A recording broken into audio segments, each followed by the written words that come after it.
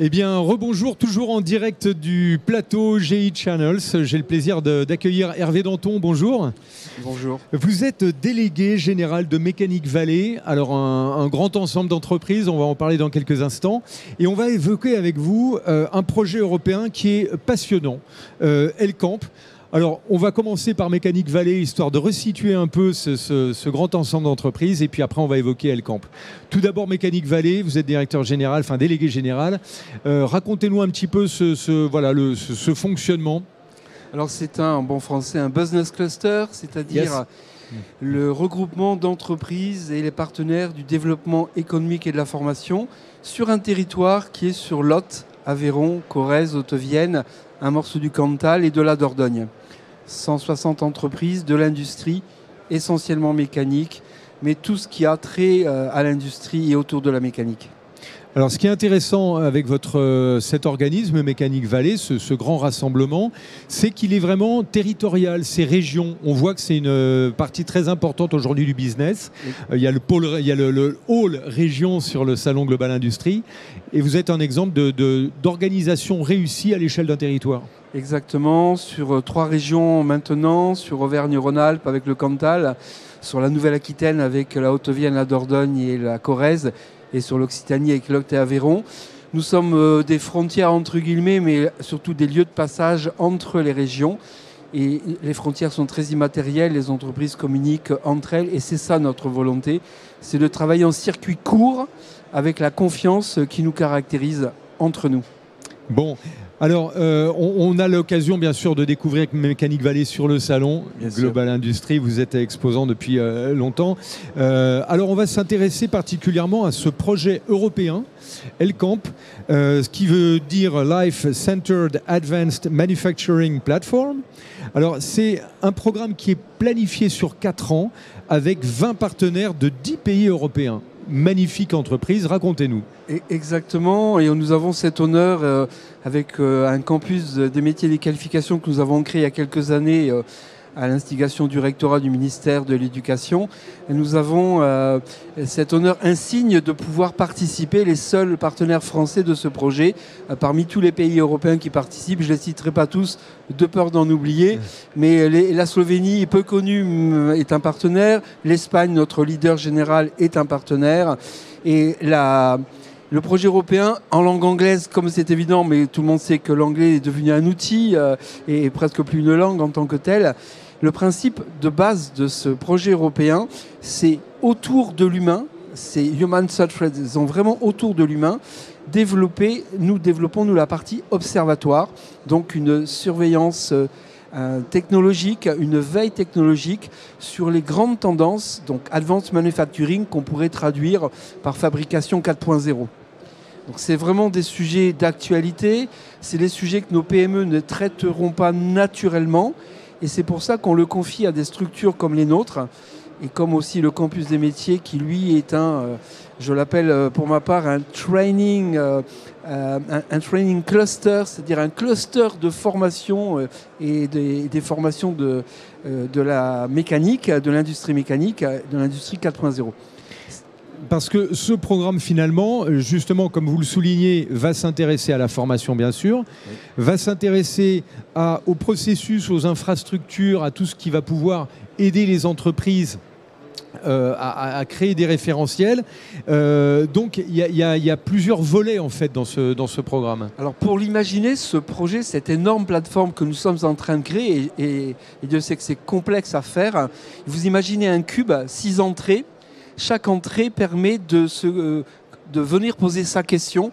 On est un industriel, on veut savoir quelles sont les technologies nécessaires pour, par exemple, lancer une nouvelle fabrication de matériaux composites. C'est une question. Vous êtes étudiant, vous cherchez quelles sont les formations pour entrer sur la réalité augmentée. Vous êtes un professeur, vous voulez savoir où est-ce que vous pouvez envoyer vos étudiants en Erasmus, en échange dans un autre pays européen. C'est chacune des faces différentes d'un cube. Et quand vous entrez dans le cube, notre future plateforme, vous êtes interconnecté avec les autres faces. On répond à votre question, mais on va beaucoup plus loin que répondre à votre question. On vous interconnecte avec les autres questions que vous ne vous posez pas, mais qu'on a réfléchi pour vous. C'est ça le principe fondamental. Je peux vous dire qu'on n'y est pas encore, On est sur un vrai projet de recherche. C'est pour ça qu'il y a 4 années. Mais aussi, on sait que c'est les besoins dont nos PME industrielles ont besoin.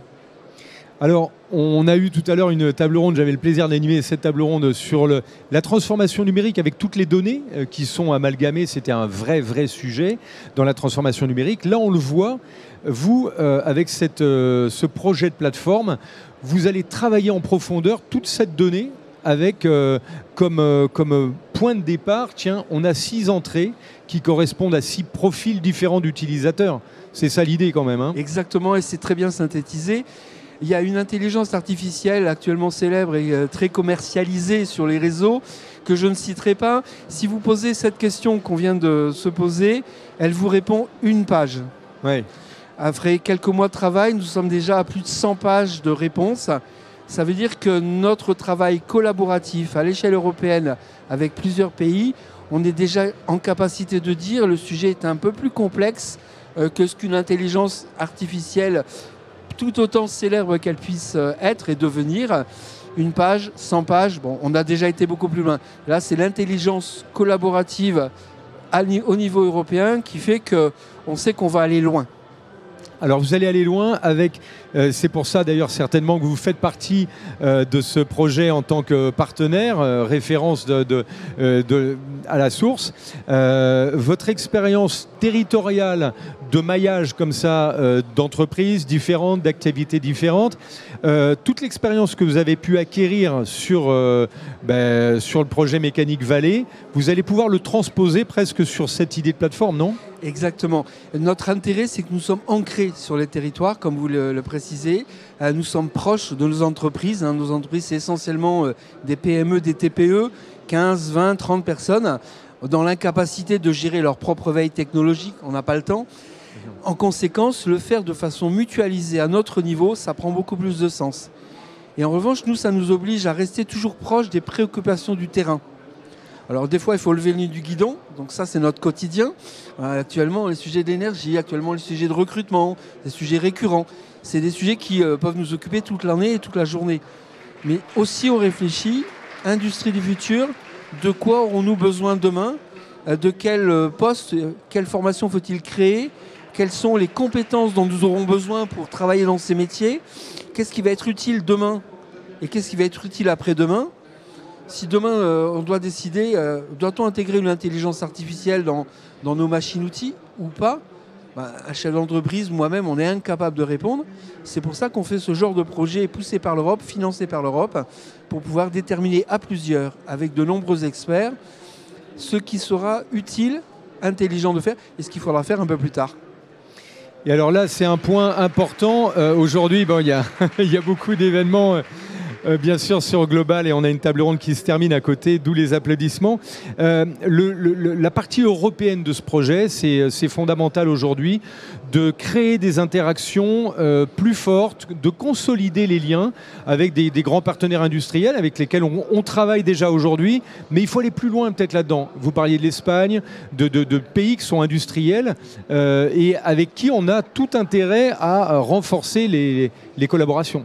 Exactement. Nous sommes en concurrence sur certains marchés ou sur des marchés, mais face à la mondialisation ou en tout cas face aux concurrents mondiaux, il faut que nous collaborions. L'Europe est pas plus grosse que les États-Unis ou que la Chine, mais a la capacité, en travaillant en collaboratif, de faire mieux.